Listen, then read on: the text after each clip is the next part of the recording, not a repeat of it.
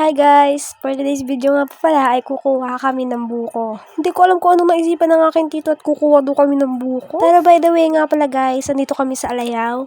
And kagahapon pa kami pumunta dito. And dito kami natulog sa bahay nila Lola. Kaya nga po pala kami natulog dito sa Alayaw kala Lola ay manood nga pala po kami ng laro nila tito diyan sa court ng Alayaw. San pa ba? At isa pa nga pala sa mga reason kung ba't kami dito natulog ay inakit pala po ni Lolo si Papa na maglambat. Yung maghuli ng isda. Kaya si Papa naman, go na go. Kasi nga, pang-ulam din namin yun, no. So guys, ang hirap pala mag-voice over, lalo na kapag first time, no. Pero pagpasensyahan nyo na nga po pala ang aking camera dahil napakagulo. Hayaan nyo, pag yawaman ng atin nyo, bibili ako ng iPhone. Habang naglalakad nga po pala kami, naghahabulan na po ang aking tito at ang aking pinsan. Tapos Ginoo, napakakulit nga po pala kasi ng aking pinsan. Sabi po pala ng aking tito ay huwag nang sumama. Pero sunod po ng sunod. Diyos ko. Kaya ito naman kapatid ko, tawa ng tawa dahil napalo daw.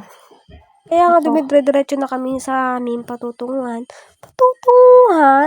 So ayan guys, fast forward. Dito na nga pala po kami sa aming pagkukunan ng buko.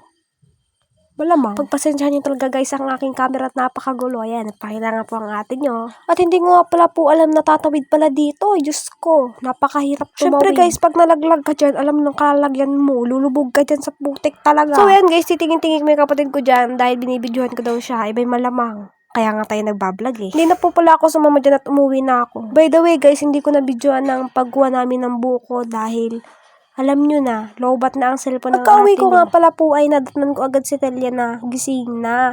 Kasi nga po nung nag-alis kami ay tulog siya. Malamang. Kaya nga nagising yun eh. Kasi nga tulog kanina. Bali nasa duyan po siya kasama po niya si Mama. And pagdating ko po, pinapatawayan ni Mama. Diyos ko po, ang kuragit ng batang ini. So ayun guys, napapagod na ako. Bye-bye!